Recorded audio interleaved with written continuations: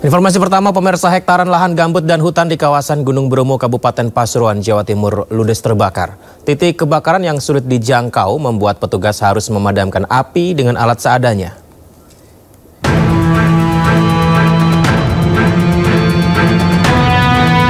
Rekaman video amatir memperlihatkan kepulan asap dari kobaran api yang membakar lahan gambut dan hutan di wilayah Taman Nasional Bromo Tengger Semeru atau TNBTS kawasan Gunung Bromo di Desa Mororejo, Kecamatan Tosari, Kabupaten Pasuruan, Jawa Timur, Kamis sore. Aparat kepolisian dan petugas TNBTS dibantu warga mendatangi lokasi dengan berjalan kaki untuk menjinakkan api yang meluluh lantakan hutan dan lahan gambut di wilayah TNBTS. Satu persatu titik api dipadamkan dengan alat seadanya.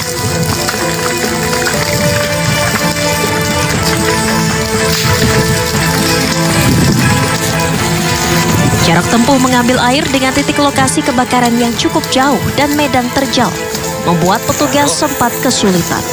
Api sudah berangsur-angsur padam semua. Ini kemungkinan titik yang terakhir ini. Yang titik 1, 2 di sana insya Allah juga mati. Ini masih tetap standby. Hingga kini pihak TNBTS masih menyelidiki penyebab kebakaran serta total luas lahan yang terbakar di kawasan Bromo. Dari Pasuruan, Jawa Timur, Jaka Samudra, iNews melaporkan. Rangkaian kabel udara yang membentang di Jalan Pegangsaan Raya Menteng, Jakarta Pusat sore tadi terbakar, pemirsa. Kobaran api yang cukup besar membuat warga dan pengendara panik lantaran khawatir menyambar ke bangunan rumah atau kendaraan mengingat kondisi di lokasi kejadian tengah macet parah.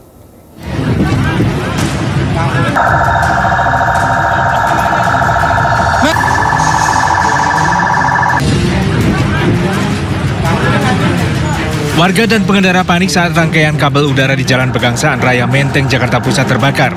Api seketika membesar dan terus menyambar kabel udara lainnya. Sempat terjadi beberapa kali ledakan. Warga menutup akses jalan karena khawatir api menyambar kendaraan. Petugas akhirnya memadamkan api. Terus sebenarnya sangat berbahaya sekali, Mas. Karena dari akses kabel listrik itu yang terbakar sudah sampai putus. Kalau kabel ini terputus atau ada kendaraan atau orang yang lewat, itu bahaya sekali, bisa tersetrum.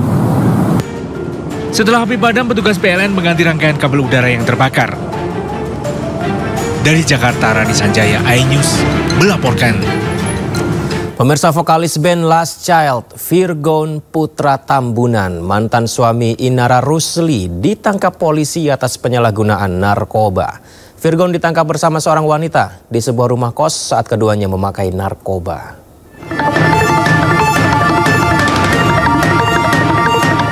Usai terbelit kasus perselingkuhan hingga perebutan royalti lagu, vokalis band Last Child Muhammad Virgon Putra Tambunan atau Virgon kini ditangkap polisi terkait kasus dugaan penyalahgunaan narkoba. Virgon ditangkap tim Satres Narkoba Polres Metro Jakarta Barat dengan sejumlah barang bukti. Penangkapan pelantun lagu hits Surat Cinta untuk Starla ini dibenarkan oleh Kapolres Metro Jakarta Barat Kombes Syahdudi melalui pesan singkat kepada awak media. Virgon ditangkap di sebuah tempat kos di Ampera, Jakarta Selatan bersama seorang wanita. Keduanya ditangkap dalam kondisi tengah memakai narkoba. Barang bukti yang kami dapatkan adalah narkotika jenis sabu. Untuk beratnya itu ada satu klip kecil narkotika jenis sabu dan alat hisap.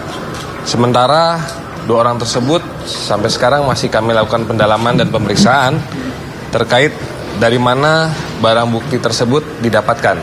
Jadi pada saat ditangkap dia setelah memakai narkotika jenis sabu tersebut. Sementara itu kakak Virgon, Feby Karol, mengakui pihak keluarga kaget dan tidak menyangka keterkaitan Virgon dengan narkoba. Apa yang terjadi sesungguhnya, dan mungkin malam ini belum bisa untuk datang ke kantor polisi karena harus istirahat juga. Mungkin besok ada kegiatan di acara salah satu stasiun TV dan mungkin juga kita ada preskon. Jadi besok setelah itu semua baru gue temuin adik gue. Usai ditangkap, Virgon kini masih dalam pemeriksaan di Polrestro Jakarta Barat.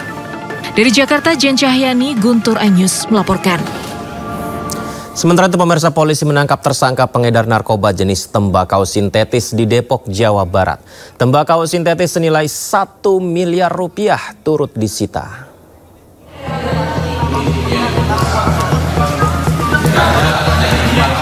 Polisi menangkap SH 30 tahun pengedar narkoba jenis tembakau sintetis di Depok, Jawa Barat. Tak hanya mengedarkan melalui media sosial, SH juga meracik sendiri barang haram yang dijualnya tersebut. SH meracik tembakau sintetis dengan cara mencampurkan tembakau murni dengan bahan cairan kimia khusus yang diperolehnya di wilayah Roksi Grogol, Jakarta Barat. Selain menangkap pelaku, polisi juga berhasil menyita tembakau sintetis seberat 1 kg senilai 1 miliar rupiah. Dalam peredarannya, SH menjual Rp100.000 per gramnya. Tembakau merah putih dan setelah tembakau pun ada timbangan dan belas akar. Setelah itu si tersangka ini meracik dan ada takarannya tertentu, ini saya agak sebutkan takarannya. Nah, kemudian nanti setelah jadi baru nanti dijual. Polisi kini tengah memburu pelaku yang berperan memberikan modal untuk mengedarkan tembakau sintetis. Untuk mempertanggungjawabkan perbuatannya, pelaku dijerat dengan Undang-Undang Narkotika dengan ancaman hukuman minimal 5 tahun penjara atau hukuman maksimal seumur hidup. Dari Depok, Jawa Barat, Iyung Rizky, iNews melaporkan. Kita beralih ke informasi lainnya, pemirsa. Penyerahan berkas sebagai tersangka ke Kejati Jabar dinilai lemah oleh kuasa hukum Peggy Setiawan. Foto yang ditunjukkan Kadif Humas Polri yang memperlihatkan Peggy bersama 2 wanita dianggap sebagai penggiringan opini saja. Opini kalau Peggy itu banyak ceweknya, kemudian Peggy sakit hati, ditolak ceweknya, akhirnya terjadi pembunuhan terhadap Pina. Padahal Peggy sendiri kan sama Pina nggak kenal, nggak ada hubungan apa-apa. Kalau memang itu mau diarahkan ke dendam atau pembunuhan berencana, seharusnya kan kenal. Namanya pembunuhan berencana itu adalah orang yang saling kenal. Motifnya apa, dendam apa, itu mah nggak kenal. Kemudian Peggy juga kan rumahnya di Kepongpongan, soal DPO di Banjarwangunan, kan jauh banget, udah berapa kecamatan tuh yang terlewati. Jadi seolah-olah pihak kepolisian tuh mau memaksakan diri bahwa Peggy adalah pembunuhnya. Ini perkara bukan main-main, ancaman hukumannya hukuman mati. Jadi tolong jangan sampai membunuh orang atau menghukum orang dengan hukuman mati yang tidak bersalah. Tolong dikaji ulang seperti apa yang dikatakan oleh Reza Indragiri. Kita harus melakukan eksaminasi kembali ke titik nol biar semua terang benderang, biar semua jelas siapa pelakunya, motifnya apa. Seperti itu, jangan sampai memaksakan orang yang tidak bersalah untuk dihukum. Kalau memang semua itu Peggy Setiawan itu dipanggil semua aja kalau memang mau. Jelaskan Peggy yang di Cianjur aja jelas banyak kebohongannya. Peggy Setiawan juga, kenapa tidak dipanggil, dilakukan pemanggilan, diperiksa juga. Jangan sampai kita nanti malah menghukum orang yang tidak bersalah. Sebelumnya Kejati Jawa Barat menerima berkas perkara tahap pertama atas nama tersangka inisial PS. Kejati Jabar pun menyiapkan 6 jaksa untuk melakukan penelitian selama 14 hari.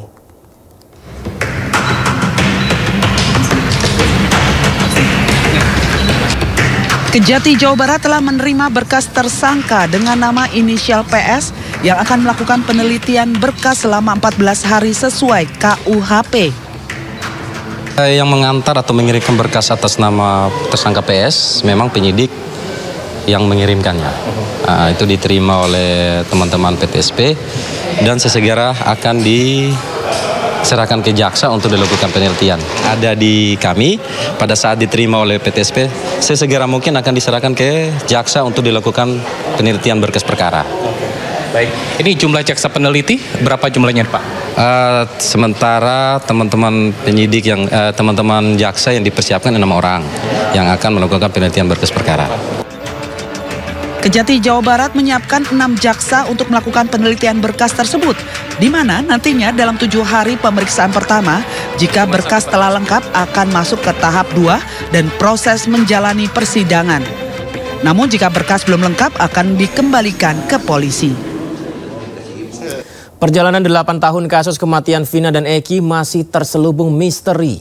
Kuasa hukum Peggy Setiawan melakukan perlawanan dengan mengajukan gugatan pra-peradilan. Bahkan sejumlah bukti kuat dari status media sosial Peggy Setiawan juga sudah disiapkan.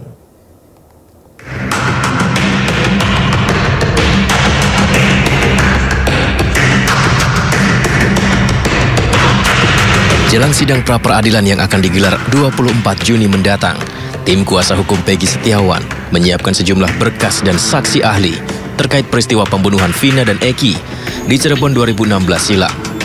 Selain itu, kuasa hukum Peggy juga menyiapkan barang bukti kuat dalam sidang pra-peradilan. Pada hari Kamis siang, keluarga Peggy Setiawan bersama tim kuasa hukum menyambangi gedung KPK. Kuasa hukum Peggy Setiawan, Tony RM, menjelaskan tujuannya ke KPK untuk meminta pengawasan terkait proses pra-peradilan yang ditangani Pengadilan Negeri Bandung. Setelah kasusnya bergulir selama 8 tahun, sebagai kuasa hukum, Tony yakin kliennya Peggy Setiawan tidak terlibat dalam kasus pembunuhan Vina di Cirebon, Jawa Barat. Ia justru menduga ada kemungkinan suap untuk melindungi pelaku yang sebenarnya. Jadi kami bersurat ini baru mencegah agar tidak terjadi tindak pidana suap menyuap ya. Tetapi ya, kami juga punya alasan-alasan, nanti akan kami update ya ke petugas mengenai yang lebih mendalam apa sih sehingga kami meminta agar KPK ini mengawasi ya. Itu. Jadi untuk sementara ya memang kami minta agar mengawasi, mencegah aparat penegak hukum yang terlibat dalam proses peradilan ini. Tidak hanya ke KPK, keluarga dan kuasa hukum Peggy Setiawan juga menyambangi Mahkamah Agung untuk mengajukan permohonan pengawasan dalam proses pra-peradilan Peggy Setiawan dan juga penegak hukumnya. Rencananya sidang pra-peradilan perdana digelar hari Senin, 24 Juni 2024 pukul 9 pagi yang dipimpin Hakim Tunggal. Namun kuasa hukum Peggy juga menyatakan, jika nantinya pra-peradilan Peggy terancam batal karena berkas perkara Peggy Setiawan telah dilimpahkan ke Kejaksaan Tinggi Jawa Barat. Meski diselimuti kejanggalan, mungkinkah Peggy Setiawan yang melawan melalui pra-peradilan akan menang? Tim Liputan iNews melaporkan.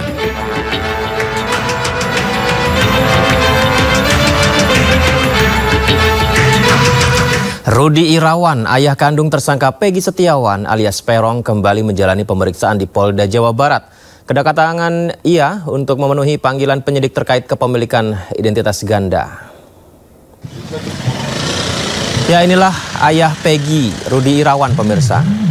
Rudi Irawan didampingi kuasa hukumnya kembali memenuhi pemeriksaan Mapolda Jawa Barat Kota Bandung pada hari Jumat siang tadi. Pemeriksaan dilakukan di Gedung Direktorat Reserse Kriminal Umum Polda Jawa Barat. Kuasa hukum menyampaikan kedatangan ayah Peggy kali ini untuk pemeriksaan tambahan sekaligus mengklarifikasi terkait kartu identitas Rudi yang diketahui memiliki beberapa kartu tanda penduduk dengan nama berbeda-beda. Ada yang namanya Rudi Irawan, ada yang namanya A. Saprudi. Bukan jogetnya kayak Sony sama Sony. Ini berapa? Ya, Rudi Irawan, ayah kandung tersangka Peggy Setiawan, kembali menjalani pemeriksaan, pemirsa. Kedatangan itu untuk memenuhi panggilan penyidik terkait kepemilikan identitas ganda. Tidak hanya itu, penyidik Polda Jabar dilaporkan ke Divpropam Mabes Polri terkait dugaan penyalahgunaan wewenang dengan menghapus sejumlah bukti terkait keterlibatan Peggy di kasus pembunuhan Vina. Lalu, seberapa besar pengaruh hilangnya beberapa status di Facebook Peggy dalam pembuktian di persidangan nanti? Dan bagaimana peluang pra-peradilan yang akan dilangsungkan pada minggu depan? Kita bahas informasi ini dengan berdialog bersama pakar hukum. Ada Heri Firmansyah. Assalamualaikum, selamat malam Bang Heri. Apa kabar? Lama tidak berjumpa kita. Alhamdulillah sehat, semoga Bang Yudi sehat juga ya. Waalaikumsalam warahmatullahi wabarakatuh, selamat malam. Baik, terima kasih sudah bergabung di dialog ini. Bang Heri, ini kalau versi dari pengacara Peggy Setiawan, identitas ganda yang diduga dimiliki ayahnya Peggy Setiawan, ini tidak ada kaitannya dengan Peggy Setiawan. Jadi kalau itu yang dipertanyakan, menurut kuasa hukum Peggy Setiawan, itu tidak relevan. Sebenarnya benarkah begitu, Bang Heri? Ya, pastinya pemanggilan ayahnya Peggy berkaitan dengan statusnya yang ganda ini akan menimbulkan banyak pertanyaan besar ya. Bisa saja polisi memanggil bukan tanpa alasan, tapi punya dasar yang jelas. Karena kemarin sempat kalau kita mencerna secara hati-hati dan baik ya, bahwa ada persoalan di mana Peggy ini sempat identitasnya juga berubah. Dan ada diduga oleh penyidik ada korelasinya dengan sang ayah tersebut. Maka kemudian ini bisa jadi adalah batu uji untuk mengkonfirmasi kesemuanya. Kalau memang tidak benar, maka itu jadi keuntungan bagi Peggy dan ayahnya kan, karena nanti tarung di tahap pra-peradilan. Tapi jangan sampai juga ini adalah upaya untuk kemudian menjadi dasar nanti yang diajukan untuk menghadapi pra-peradilan dengan pihak Peggy. Kalau seandainya ditemukan kesalahan nih oleh pihak kepolisian bahwa benar ada dugaan katakanlah suatu permufakatan yang jahat begitu ya, untuk membunyikan identitas tadi kaitannya dengan tindak pidana. Tapi persoalan besarnya adalah urgensi pemanggilan tadi dengan tindak pidananya. Maka kalau kita kaitkan dengan pernyataan kuasa hukum itu jadi relevan. Pertanyaan besarnya adalah relevansi atau urgensi pemanggilan ayah Peggy berkaitan dengan tindak pidana yang dilakukan oleh anaknya. Tapi kalau kita tadi kembali ke narasi awal, prolog awal kita, Bang Yudi, ya tidaknya polisi punya posisi yang juga jelas di situ untuk mengkonfirmasi semuanya. Dan ini digunakan untuk menghadapi pra-peradilan tadi yang saya katakan oleh saudara Peggy yang diajukan oleh kuasa hukumnya tentunya, ataupun nanti berhadapan di pengadilan negeri di pokok perkara yang sejatinya akan disidangkan. Ini bisa jadi juga satu amunisi baru bagi pihak penyidik untuk mengatakan ya keterangan dari yang bersangkutan ini tidak bisa dipercaya karena sudah ada dugaan untuk katakanlah memanipulasi atau melakukan kebohongan tadi. Tapi kan ini semua harus dikonfirmasi. Maka ini mungkin tahap yang bisa harusnya dimanfaatkan sebaik-baiknya oleh ayahnya Peggy ya, untuk kemudian bisa menghilangkan anasir ataupun pemikiran-pemikiran yang simpang siur saat itu. Mengapa kemudian harus ada identitas yang diubah. Intinya kita berharap posisinya equal, Bang Yudi, bahwa tidak ada tekanan, tidak ada intimidasi, kemudian juga masih berpegang pada sifat pembuktian yang ke depannya adalah tidak menjadikan ini sebagai beliau ini sebagai objek dari pemeriksaan perkara, tapi adalah subjek pemeriksaan perkara, sehingga hak-haknya kemudian dipenuhi, sehingga dia bisa mengatakan dengan yang sebenar-benarnya tanpa paksaan, tanpa intimidasi tadi, begitu. Bang Her, yang menarik tuh gini, kalau memang katakanlah penggandaan identitas ini mungkin ya diduga ini akan mempersulit untuk pencarian. Tapi bukankah pada saat 2016 itu Ibu Peggy Setiawan ini juga sudah ditanya-tanya oleh pihak kepolisian dan sudah menyatakan yang bersangkutan ada di Bandung. Nah, ini korelasinya apakah ini sebenarnya mengaburkan tentang apa yang sudah didapatkan di 2016? Karena kan ada pencabutan laporan dari beberapa terpidana mengenai 3 DPO. Nah, pentingnya nanti untuk kita mengetahui bersama hasil dari pemeriksaannya ya. Apa saja yang menjadi positioning pertanyaan dari penyidik kepada yang bersangkutan. Kalaulah kemudian ini mengkonfirmasi dengan data bukti yang sudah disiapkan oleh penyidik, maka kita bisa mengatakan bahwa ini ada dasarnya. Tapi ketika nanti ternyata pertanyaan-pertanyaannya malah nggak menyentuh ataupun tidak ada korelasinya langsung dengan tindak pidana, maka kita bertanya-tanya buat apa ini dilakukan kan begitu kan. Seharusnya penyidik sudah pastinya mapping dengan baik apa yang kemudian menjadi urgensi pada setiap tahap pemeriksaan. Apakah kemudian semua saksi yang akan kemungkinan diajukan itu semuanya diperiksa secara mendalam? Kan tidak.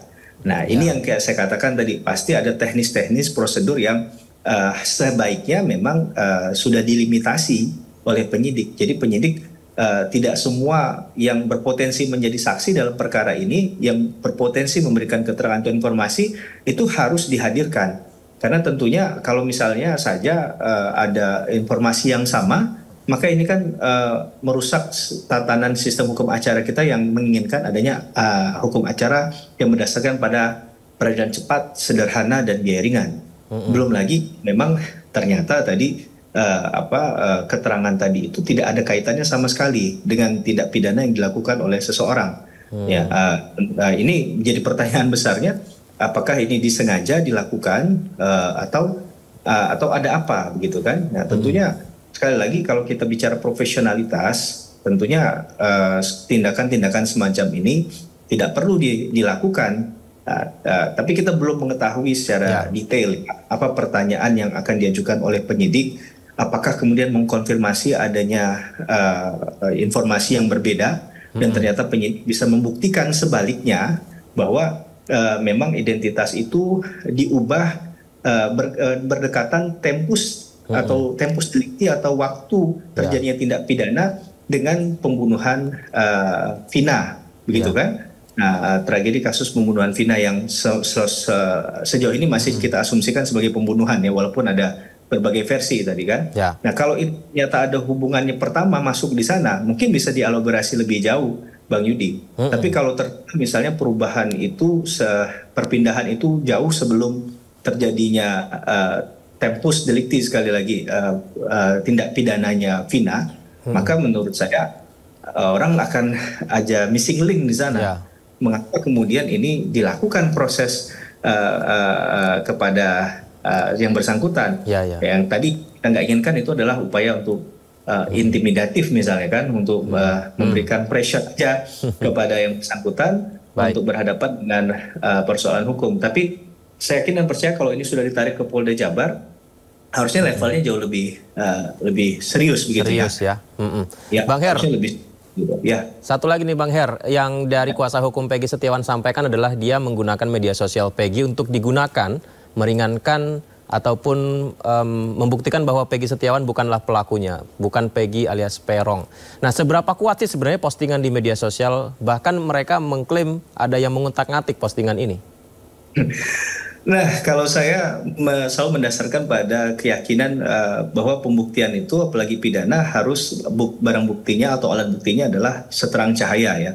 Kalau kita bicara tentang Facebook, ya misalnya media sosial apapun, ini memang masih debatable. Kalau ada yang mengubah status, menuliskan status, ketika terjadi satu tindak pidana, alibi awalnya pasti ya bukan dia yang melakukan, gitu kan. Tapi kalau ini menggunakan, sangat mungkin dalilnya adalah itu dia yang menggerakkan, mengoperasionalisasikan.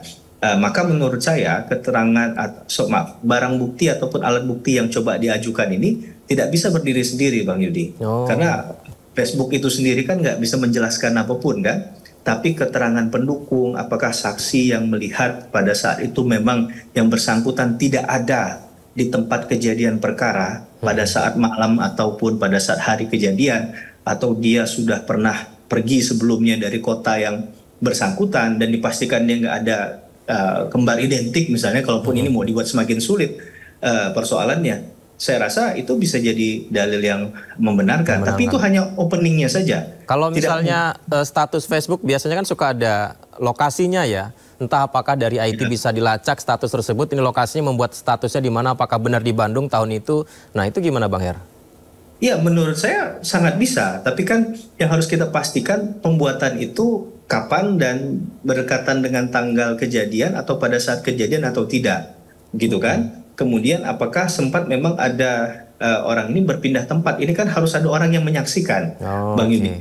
Kalau hanya sekedar Facebook ini saya ubah di Bandung, memang ya bisa saja itu dilakukan. Tapi kan tepat tanggal jamnya kan nggak ada yang tahu itu, Bang. Betul. Karena itu sudah 8 tahun yang lalu kan, kecuali misalnya dia baru rilis 2 menit yang lalu. Orang bisa lihat, oke 2 menit yang lalu memang dia nggak ada di TKP. Sedangkan TKP-nya ataupun tempus dan lokus deliktinya pada saat jam sekian, misalnya 19.15. Sedangkan ya, mungkin sebelumnya sudah tidak ada di tempat.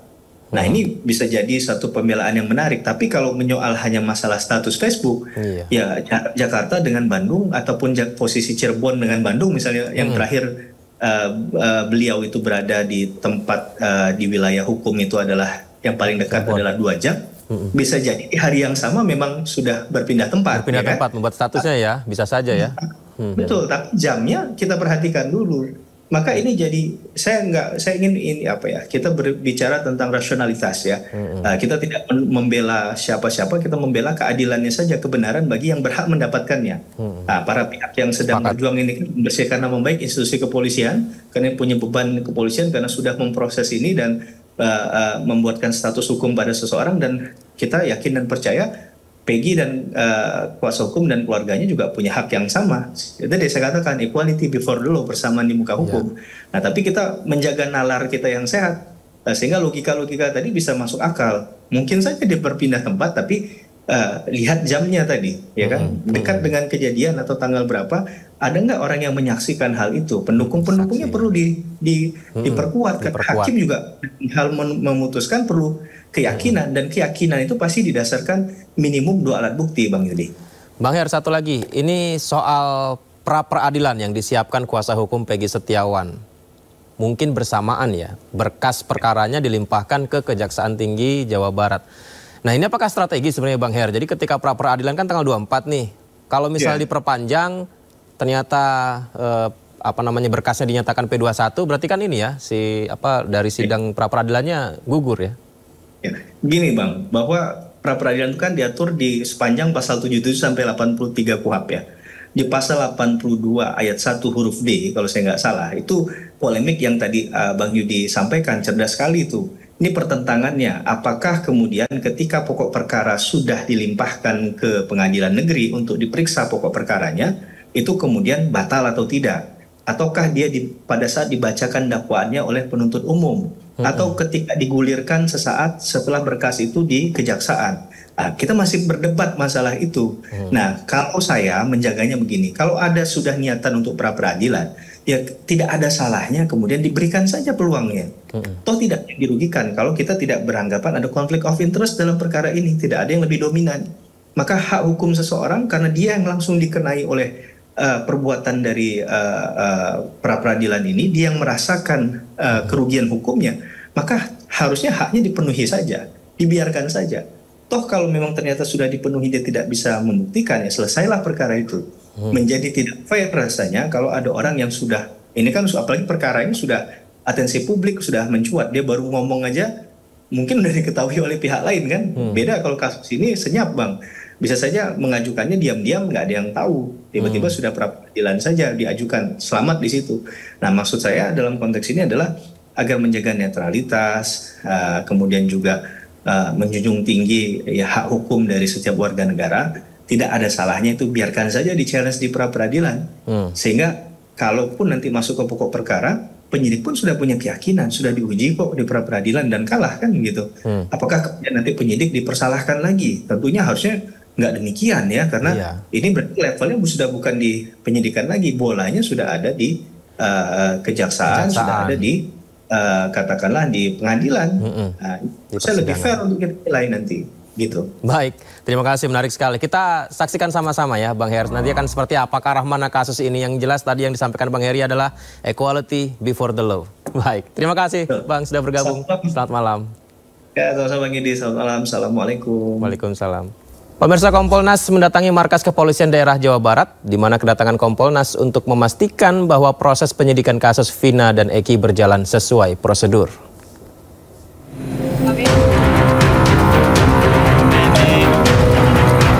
Rombongan Kompolnas dipimpin Ketua Harian Benny Mamoto tiba di Gedung Direktorat Reserse Kriminal Umum Polda Jawa Barat di Kota Bandung pada Kamis sore.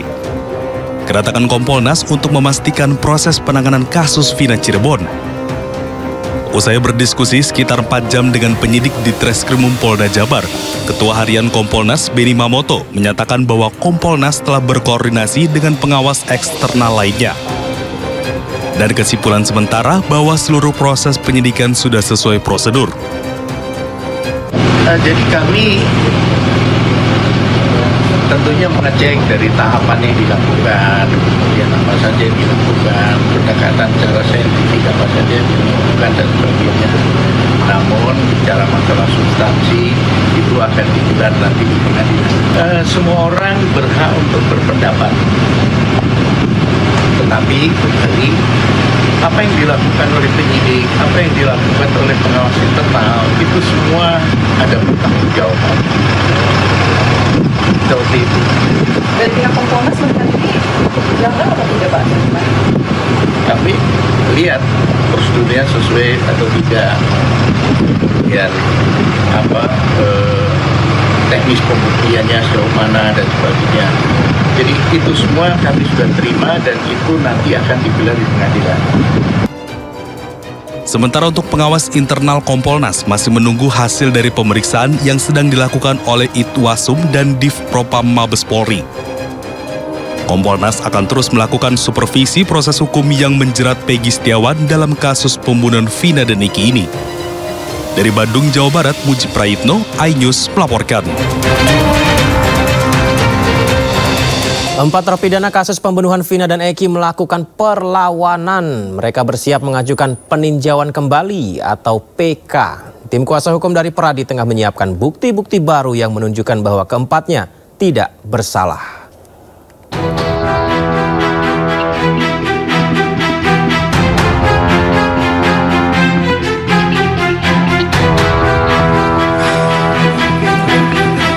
Empat dari 7 terpidana kasus pembunuhan Vina dan Eki mulai melakukan perlawanan. Keempat terpidana yang kini masih mendekam di balik jeruji besi memberikan kuasa kepada pengacara dari DPN Pradi untuk mengajukan peninjauan kembali atau PK ke Mahkamah Agung. Mereka adalah Hadi Saputra, Supriyanto, Eka Sandi, dan Aditya Wardana. Saya Eka Sandi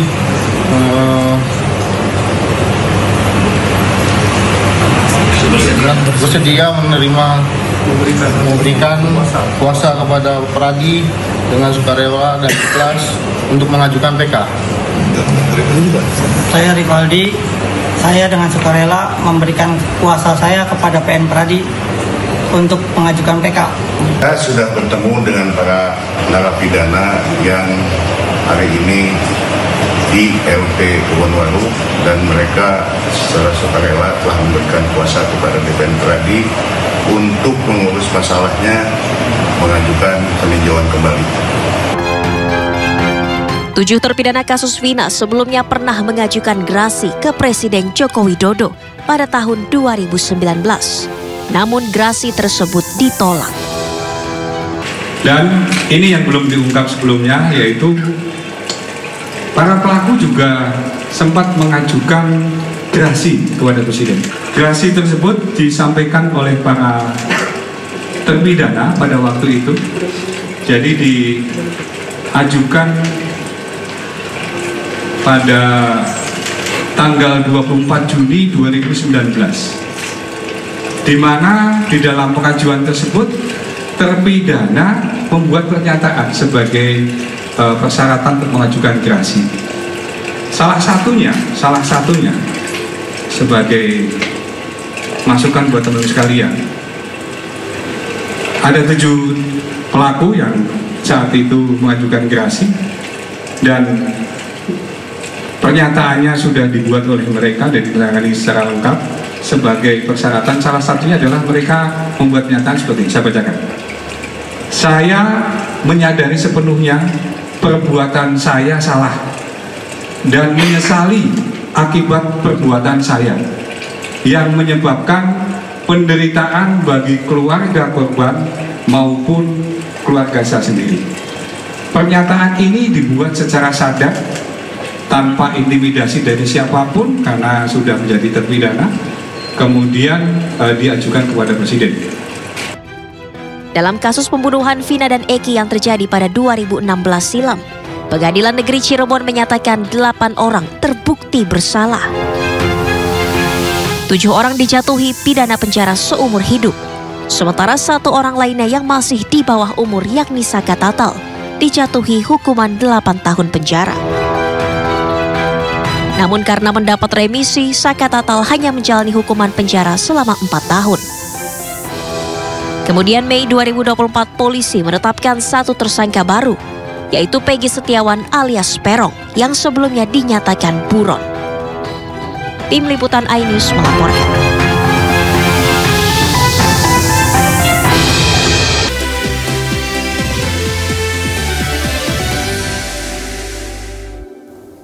Terima kasih masih bersama kami pemirsa. Euforia Piala Eropa 2024 atau Euro 2024 semakin menyemarakkan keseruan para pecinta sepak bola di Indonesia. Namun di tengah gegap gempita turnamen akbar Piala Eropa 2024 diduga masih banyak yang dengan sengaja dan tanpa hak melakukan pelanggaran hak siar.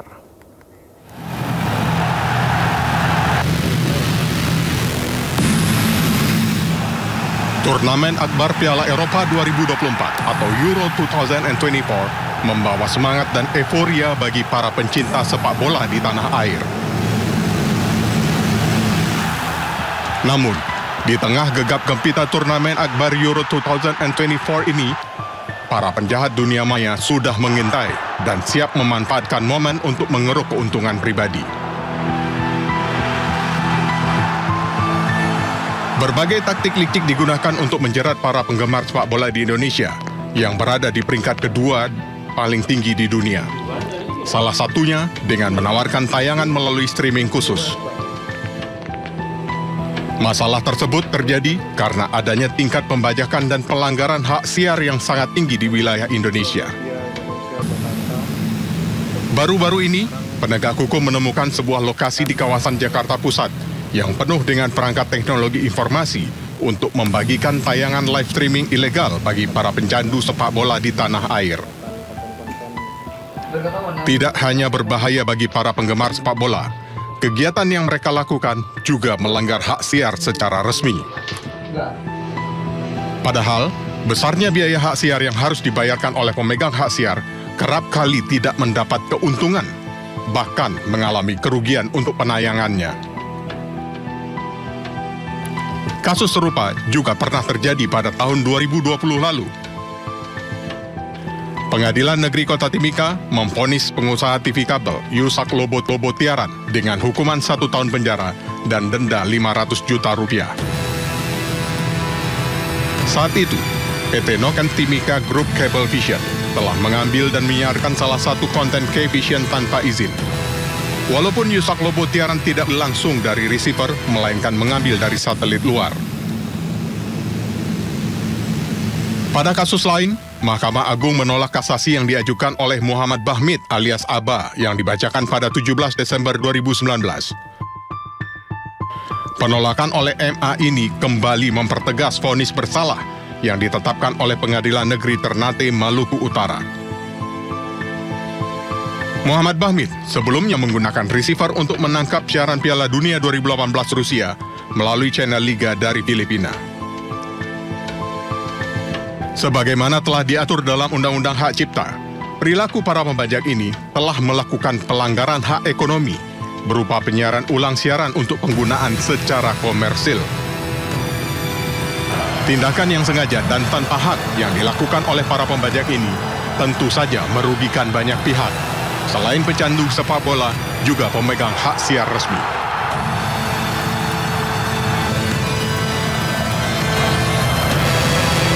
Ya, dan untuk membahasnya pemirsa, kami sudah bersama dengan Ketua Satgas Anti Piracy untuk Pay TV dan OTT, Pak Yohanes Yudhistira, Legal Advisor Christophorus Taufik, dan juga Right Holder Lead MNC Group Dini Putri. Selamat malam Ibu Dini, Pak Kris, dan juga Pak Yo. Sehat ya Pak ya? Bu, ya? Alhamdulillah. Baik. Ini kita membaca, kalau bicara soal Euro, Portugal saya ngejagoin Bu, gitu supaya bisa juara di Euro 2024 ini. Tapi kalau kita bicara soal nonton bareng dan lain sebagainya, ada hal yang memang harus difokuskan masyarakat tentang rights dan juga hak siar ini Bu Dini.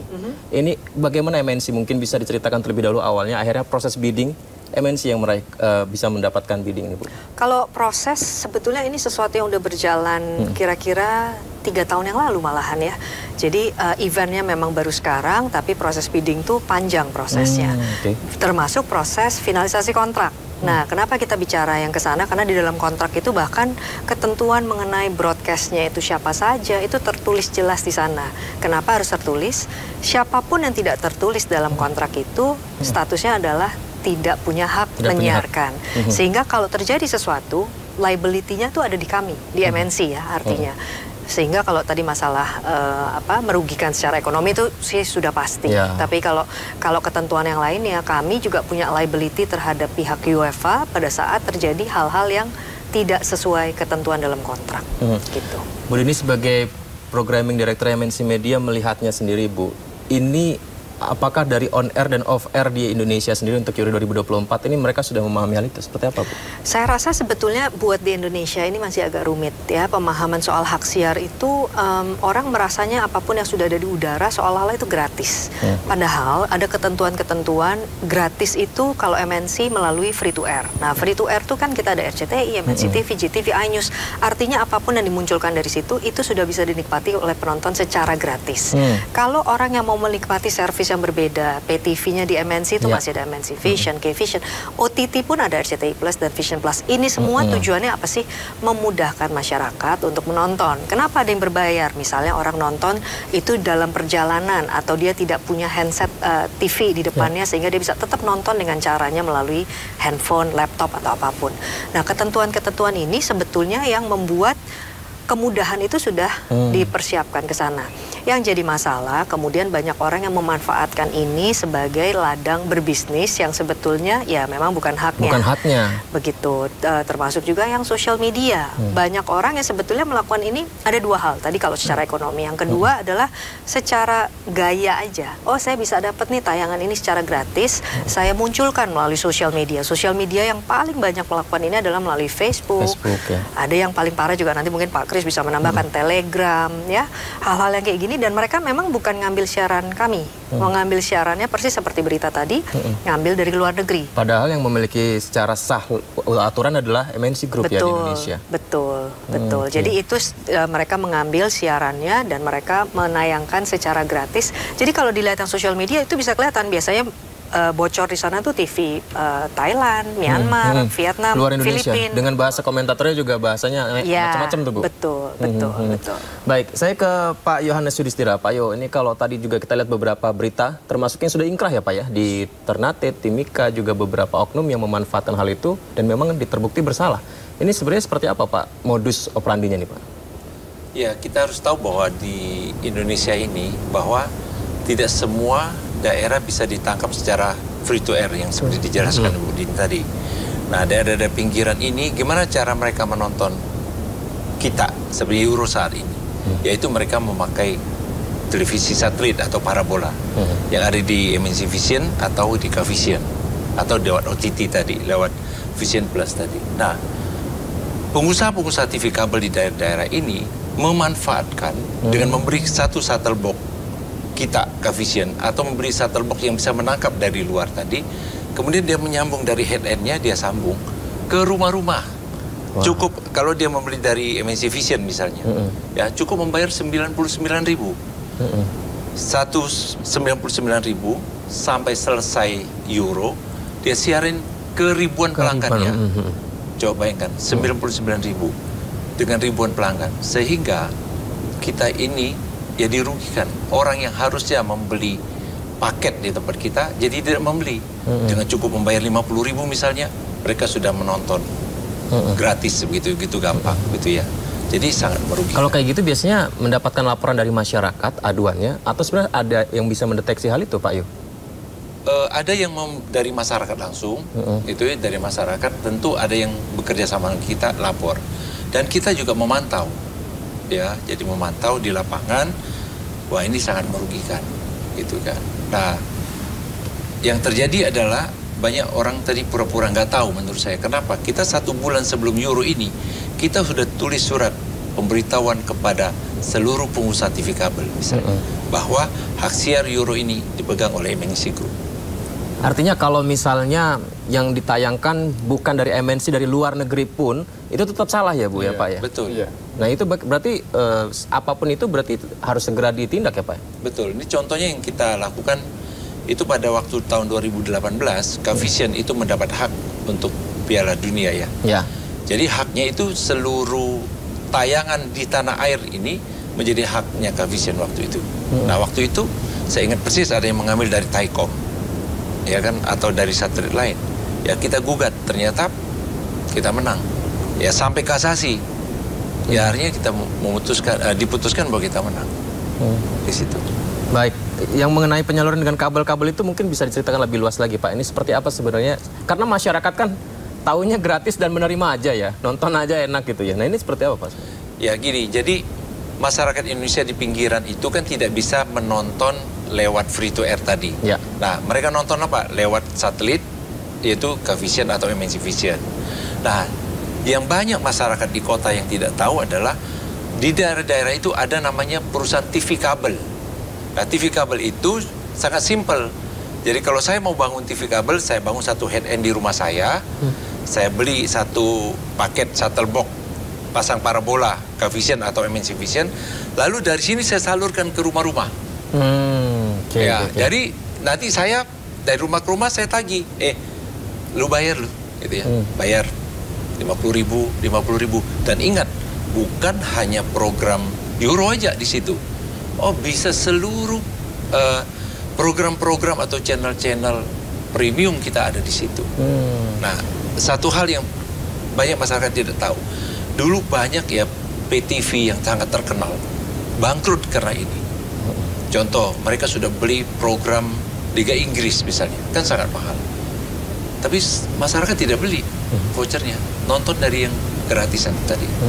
Ya, atau yang bayar 20.000, 30.000, tapi ribuan. Dan di Indonesia, perkiraan saya ada sekitar 10 juta pelanggan nonton lewat TV kabel. 10 juta ya Pak ya? Itu lewat TV kabel. Baik Pak Kris, kalau bicara soal kondisi piracy, pembajakan di Indonesia, ini seperti apa sebenarnya Pak sejauh ini hingga hari ini Pak?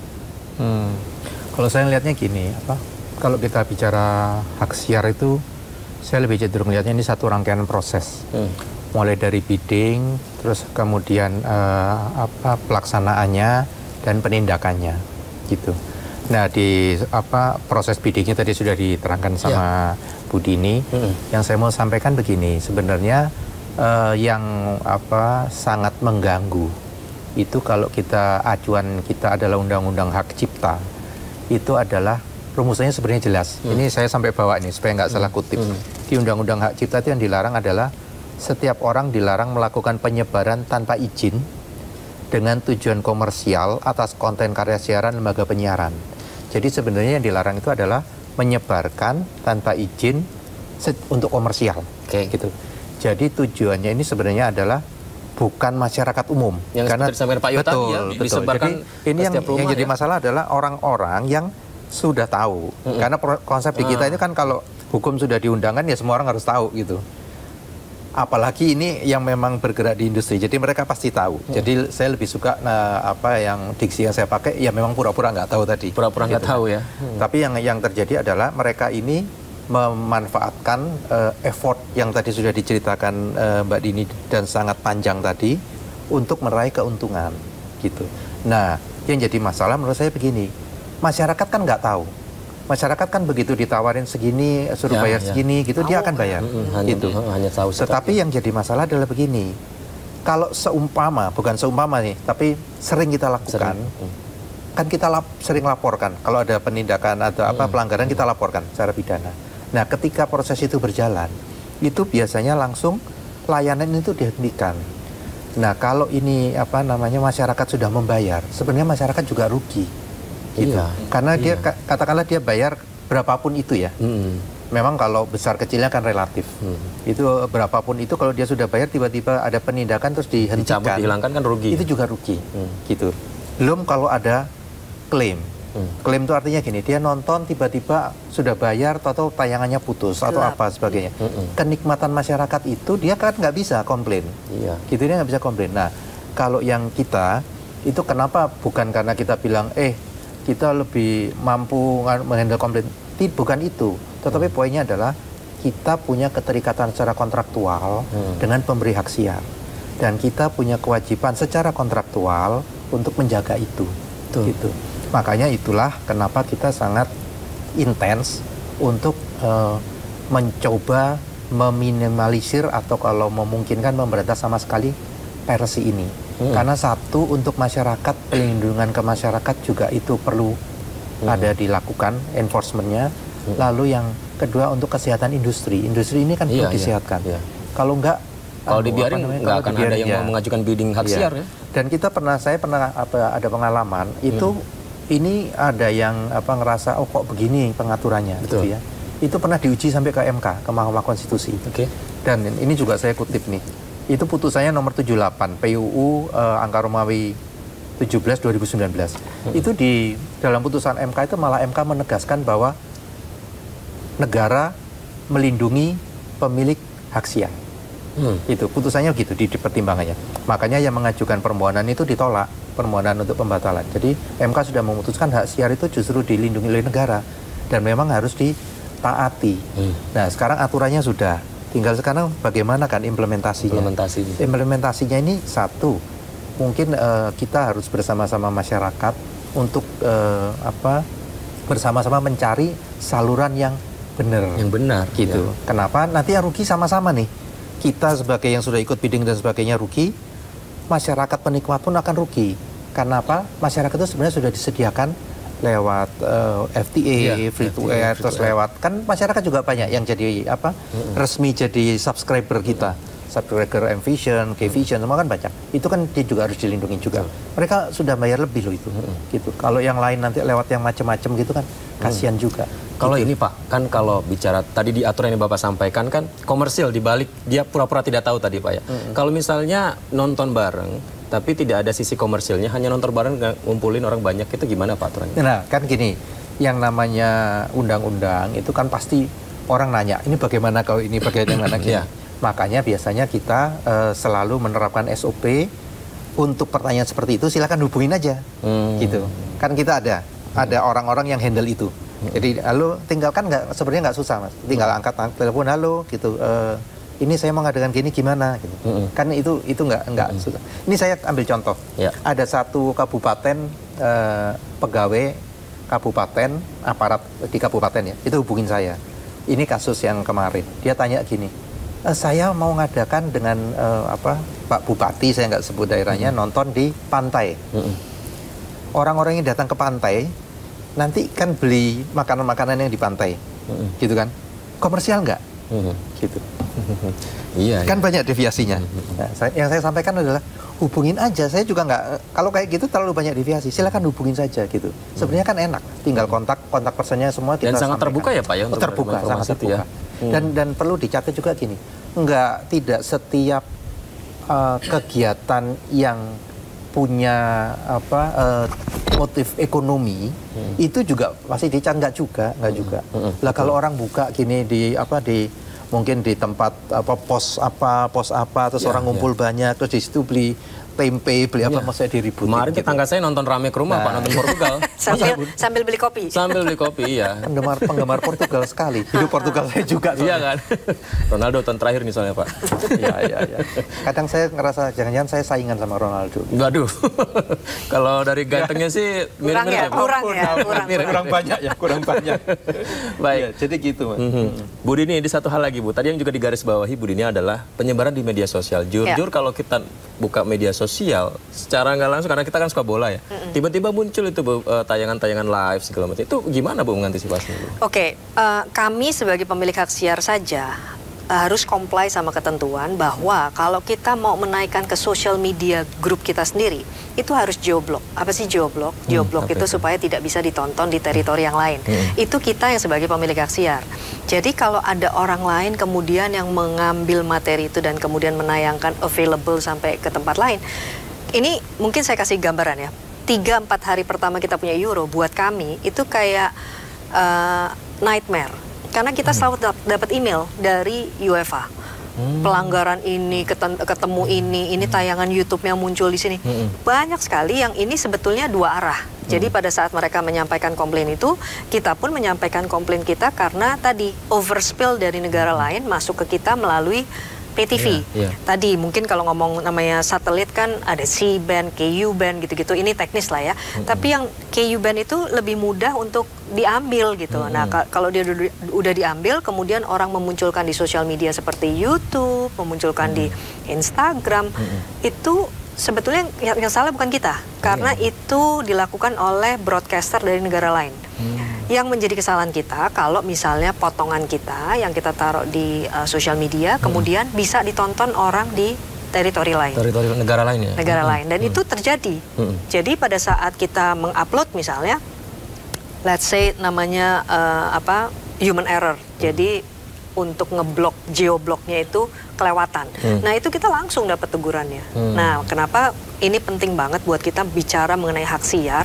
Karena satu, hak siar ini saya tuh namanya program sport tuh selalu program yang paling bikin sakit kepala kalau mau bidding. Karena kalau ngeliat angkanya itu ini nggak main-main. Tapi pecintanya luar biasa. Luar biasa, ratusan miliar. Jadi kalau kita bicara hak siar itu tidak pernah kurang dari ratusan miliar. Sehingga kalau tadi disampaikan bahwa belum tentu untung dan lain-lain, itu betul. Tapi kami ini kan media yang harus memberikan layanan terbaik, tontonan terbaik. Jadi semaksimal mungkin bagaimana kami pun memonetisasi dengan baik gitu ya, supaya nggak rugi tadi. Sehingga penting buat kami, perlindungan ke kami sebagai pemilik hak siar, termasuk pelindungan konsumen tadi. Kalau orang yang sudah bayar, kok saya bayar tapi kita sering tuh dapat informasi, oh saya langganan ini tapi kok tahu-tahu PTV-nya gelap. Ternyata setelah dicek-cek, bukan langsung ke MVN atau ke K-Vision. Ternyata dia tadi ada local LCO itu yang mereka beli dari sana. Oh dari sini mereka bilang adalah MNC Vision. Sayangnya bukan gitu. Tapi begitu terjadi yang tadi Pak Chris bilang, ya kalau sudah mati bukan kami nggak bisa melakukan apa-apa. Ya, karena bukan yang sahnya ya. Betul, betul. Gitu. Baik, Bu Dini, ada satu hal juga yang ramai di media sosial. Ini kan kita banyak kreator-kreator yang luar biasa ya, Indonesia ini kan ya. Ini bikin cuplikan-cuplikan dari tayangan yang kita memiliki hak siar sahnya. Ini seperti apa? Tapi ditahan dulu Bu, kita jeda terlebih dahulu. Pemirsa tetap bersama kami. Sindo Prime masih akan segera kembali.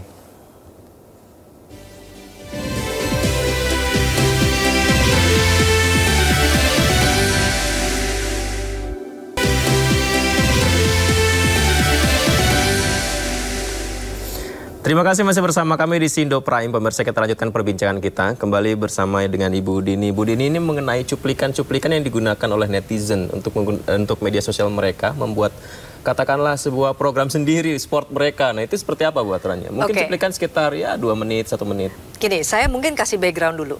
Pada saat orang nonton Euro di RCTI, mungkin kalau penonton tahu kick off, let's say kita ngomong kick off jam 11 malam.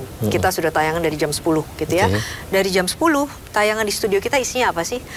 Di studio kita tuh bahkan isinya harus kita batasi. Kenapa? Karena di jam itu bahkan aturan regulasinya UEFA, kita tidak boleh menggunakan aset Euro.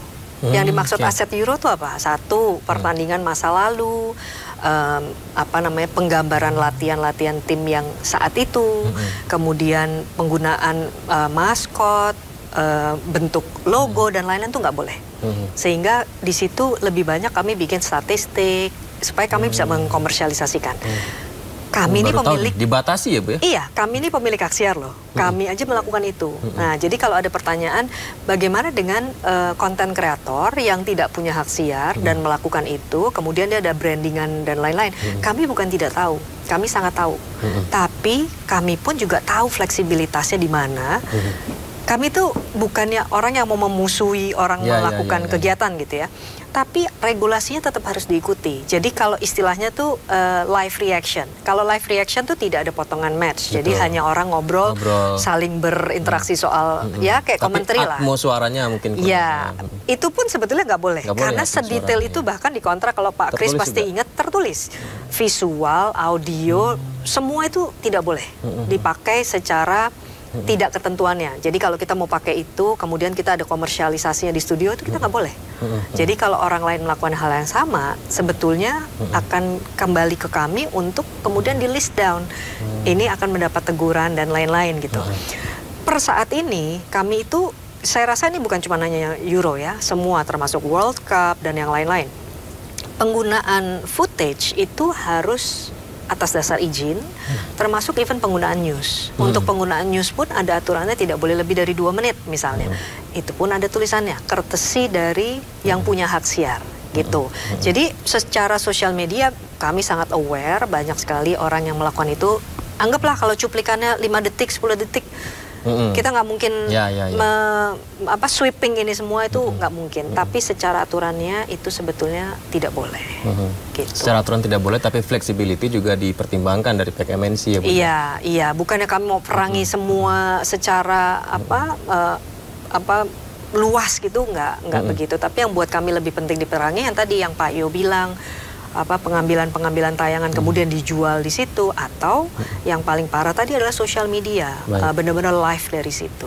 Gitu. Baik, Pak Yo, ini kalau bicara soal kerugian material yang dialami pemegang hak siar, ini sejauh seperti apa sebenarnya Pak yang dialami dari pemegang hak siar sendiri, Pak?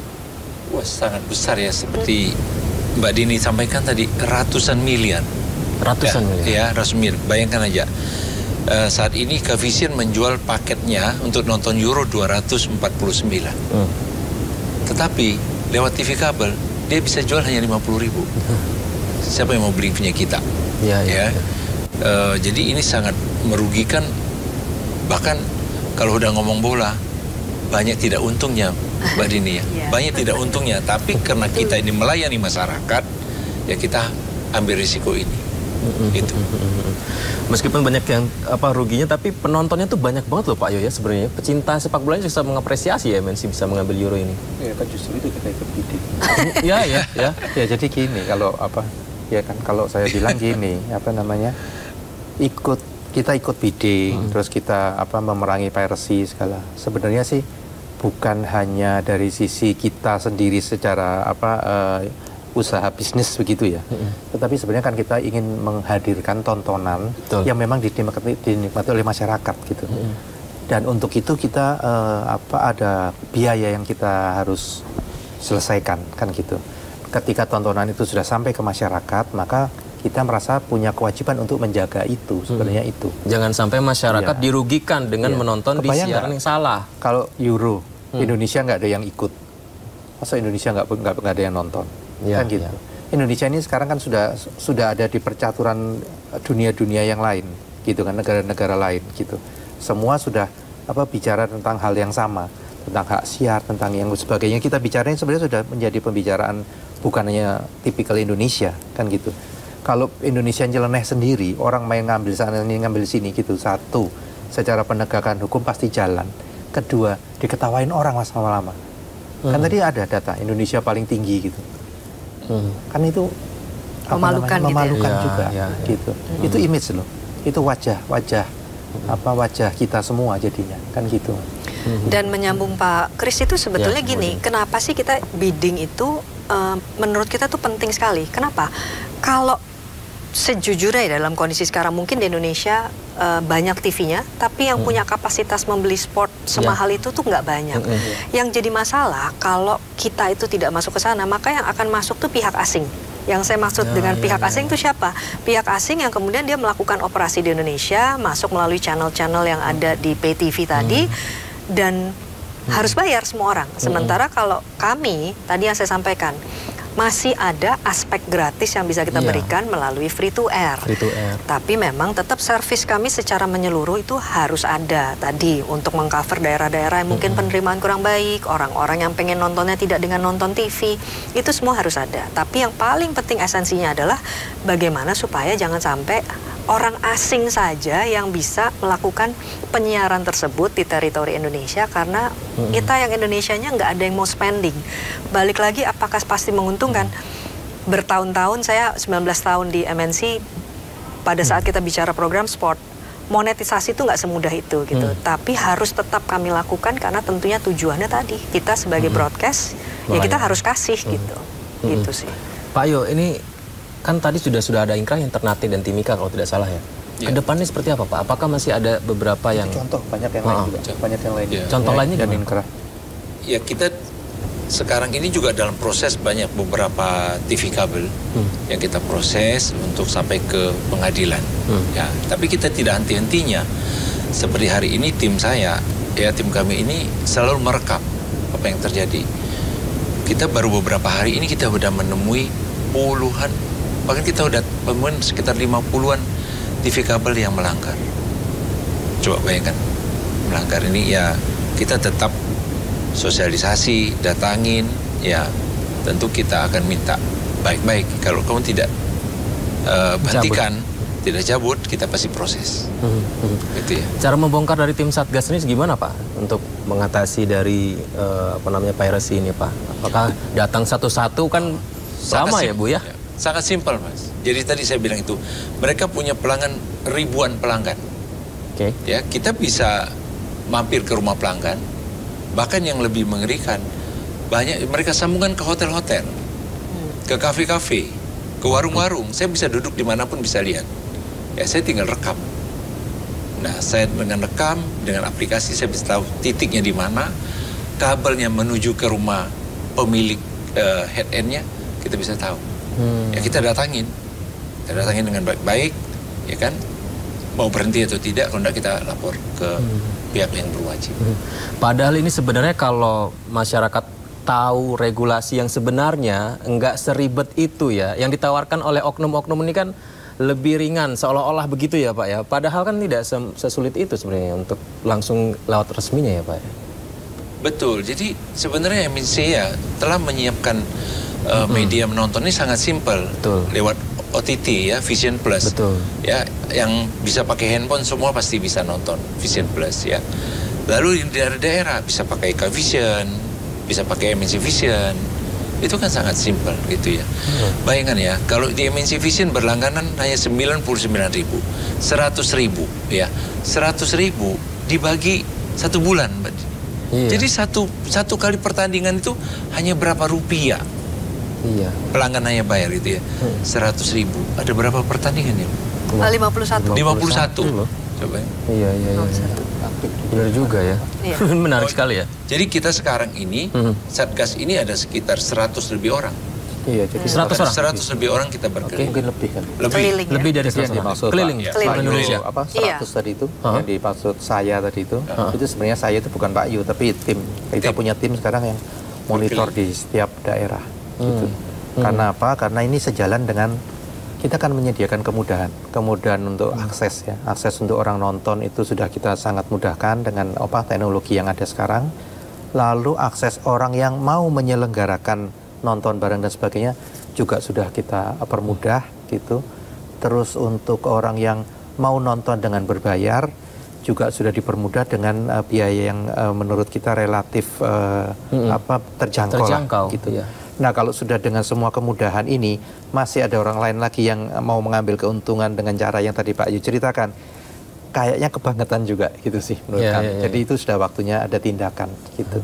Tapi sebenarnya kalau Pak Kris lihat masyarakat Indonesia ini memang harus perlu sosialisasi lebih dalam lagi ya Pak Kris untuk hal ini. Gini, kalau saya lebih cenderung mungkin saya lebih cenderung menghindari memakai diksi masyarakat ya.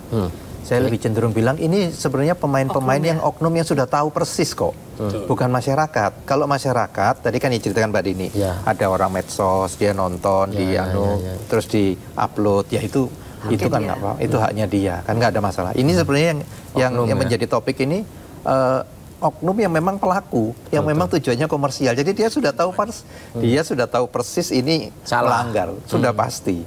Gitu. Maksud saya sebagai masyarakat yang ini loh Pak Kris, dia kan harus tahu sosialisasi mana yang ditonton yang benar-benar memiliki hak siar begitu Pak Kris. Iya, tapi yang pasti kan gini sekarang, kalau di masyarakat ada yang menawarkan dia lebih di bawah harga di bawah, makanya yang saya mau sampaikan adalah begini, untuk teman-teman yang kebetulan ditawarkan seperti itu, pertanyaannya adalah murah saja tidak cukup, gitu. Jangan lihat itu tapi nanti malah rugi, kan harus dilihat ini siapa.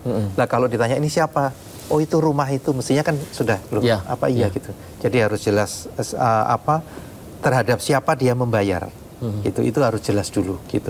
Itu kalau mungkin saya ajak teman-teman yang sekarang lagi berlangganan dengan mereka, silahkan dilihat merekanya itu siapa gitu. Jangan sampai nanti malah rugi gitu. Ini himbauan gitu. Tapi ada lagi orang yang bilang ya rugi ya nggak apa-apa ya, susah kalau gitu ya. Tapi maksud saya adalah masih banyak hal yang bisa dilakukan dengan lebih baik gitu. Kalau sudah mulai ngambil dan sebagainya itu kan kurang udah kriminal. Itu kriminal Ibu ya. Buktinya kan ini yang inkrah itu bukan cuma 2, banyak ya. Udah sampai ke MK kok, ada yang sampai ke MK tetap inkrah. Ada kendala nggak sih Pak Yu, Pak Kris, Pak Yu mungkin bagaimana untuk bisa mengatasi tim Satgas kita nih Pak Yu? Ya kita selalu berusaha ya untuk mencari-cari bukti, mengingatkan kembali ya. Terus-menerus kita sosialisasikan itu ya kan. Tapi kita tetap mengatakan bahwa kalau sampai kedapatan tidak mau berkoordinasi kita pasti lapor. gitu ya. Dan menurut saya juga memang ini peran dari pemerintah juga harus lebih bagus. Betul. Ya, contoh ya, karena ada beberapa aplikasi yang kita tidak bisa lakukan apa-apa. Contoh banyak sekali mereka menjual dengan harga yang sangat murah. Seluruh konten kita itu ada lengkap, termasuk di Euro, cukup membayar hanya 120.000 untuk 1 tahun. Betul. Ya, itu ada di Telegram. Nah itu ya Telegram. Nah, ya mereka menjual di Telegram terbuka, ada aplikasi namanya Home TV. Nah itu kita kan nggak bisa buat apa-apa nih.